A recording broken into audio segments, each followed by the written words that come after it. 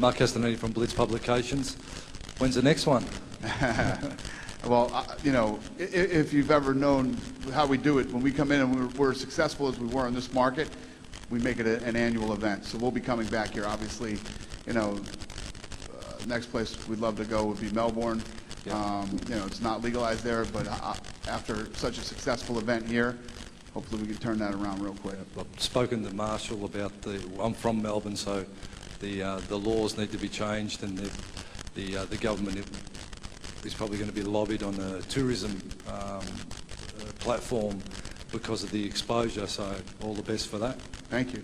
Yeah, it makes sense. You know, it's the same thing we go through everywhere we go. You know, it's an education process, and like you said, it's about changing laws, and that never happens too fast. One thing I noticed when we were talking about it backstage is that for our first time ever coming to Australia, it was a very educated crowd, and you saw it in the Sotiropoulos fight, because it wasn't just about, you know, this kid being from here and, you know, yeah, let's cheer our guy is, you know, he's doing well in this fight. But when they would get out of submission attempts or go for attempts, you heard the crowd cheer, and they were educated. They knew what was going on. But tonight was a big night for Sotiropoulos. You know, everybody who knows anything about MMA knows how good Joe Daddy Stevenson is, and he got dominated tonight by Sotiropoulos. He looked unbelievable. You know, no matter how good you are, sometimes, you know, there's a lot of other factors that play in your fight, like nerves and being in his hometown for his first time. And he stepped up tonight. Like, I'm really, not to sound condescending, but I'm proud of him tonight. He looked amazing, and big night for him. Big night. He's in the mix. I mean, he just beat Joe Stevenson. He didn't beat Joe Stevenson. He dominated Joe Stevenson. I mean, all the judges had it 30-27. He just catapulted himself right into the mix. Big night.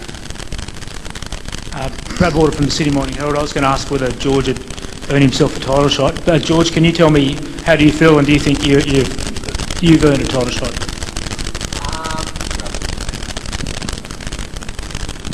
I don't think I've earned a title shot yet, but I think I'm well on the way. You know, I love competing, I love fighting, and I'm just happy to be in the mix, like Dana said. So I'm just happy to fight whoever comes my way and continue doing what I'm doing, and as long as I perform well, those fights will come. George, Dana said that the next fight is going to be in Melbourne, the next Australian fight. You're from down there. How do you feel about that? I'm excited. I'd love to fight down in Melbourne, if not Geelong. I don't know if they've got an arena down there, but you know, the Geelong Football Club, it's got an open roof. But honestly, Melbourne would be awesome. I'd love to fight at home, especially in Melbourne. But you know, fighting at home in front of the Australian crowd is just as good. So anywhere in Australia is fine. What about the laws? The laws in Victoria? I think they're eventually going to get changed. You know, it's just a trend that's going to happen. This is a professional sport. It's just people need to be educated. I think they look back at UFC 1 and that's what they think UFC is, or mixed martial arts, but it's not. This is a professional sport with rules, and it's regulated, and you know, just people need to be educated, understand that, rather than throwing their opinion around. But that will happen.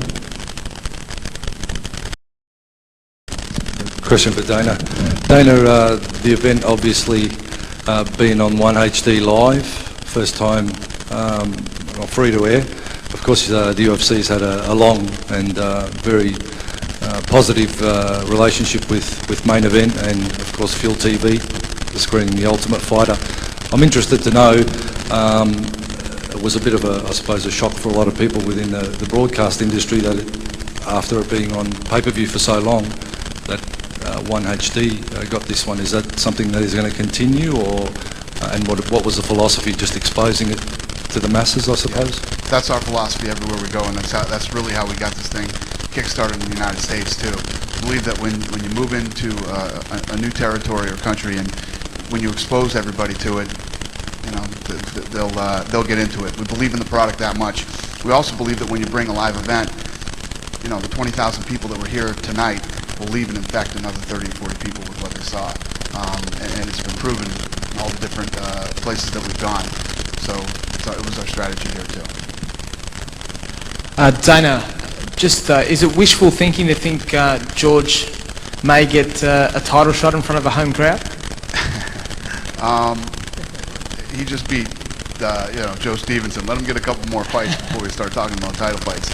he's in a very competitive division, and the champion in that division is the best he's ever been, and one of the best ever in MMA history. I think tonight was a huge step for him. You know, he's a guy who came off the Ultimate Fighter, and to go in there and face competition like Joe Stevenson and do what he did to Joe Stevenson tonight is huge and very promising for his future. So, you know, if he continues at the pace he's on now, yeah, I wouldn't be surprised if you saw him in a title fight within the next year. There's another winner from Down Under up there. Jamie, can you tell us what you made of his performance? Dana, I'm just curious what you thought of Jamie's performance Awesome. tonight. The prelims tonight were fantastic, and that fight was incredible, man. He's a tough guy, took some big shots. That fight was a war, and very impressive. I'd like to ask a couple of the fighters, you know, maybe George and James, if you could comment, and maybe one other. What was it like fighting in that atmosphere and that crowd? It seemed like that was a pretty, you know, a crowd, and Dana, I don't know if you would agree, it would be up there with Montreal, Columbus, and maybe Dublin as, you know, one of your best crowds. No doubt about it. Go ahead, George. It was just, it's just unreal. It's my first fight in the UFC, and it happened to be in my hometown. I can't explain it. Yeah, just couldn't be happier, especially to be amongst all these guys in this room. You know, I'm surrounded by some of the baddest dudes on the planet, and to be able to compete on the same card as them, it's unbelievable. I was overwhelmed yesterday at the Wayne's. Normally, I go in there with my game face, but the crowd was so loud and supportive that they got a smile out of my face. And normally, I don't usually show any emotion when I go out there, but I just couldn't help it. I was so happy with the support that I got, and I haven't been here for 4 years.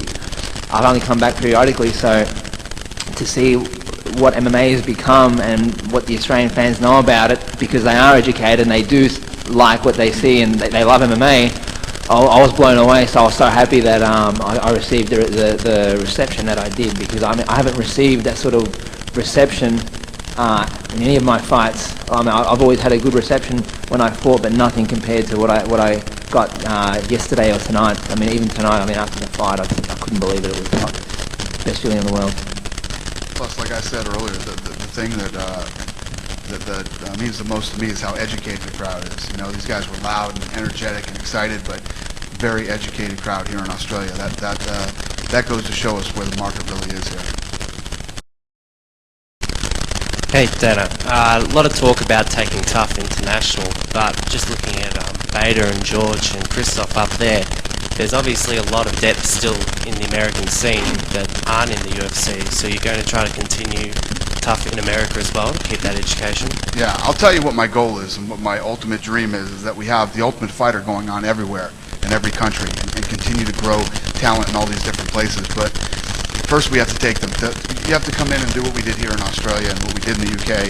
You know, you move into these markets, you infect it, you get people, you know, after you have an event, that's when everything starts to spill over and people are buzzing and talking about it. And the reality is, you got a lot of, I always said this when we first bought this company, the three no-brainers for us were the United States, Mexico, and the UK.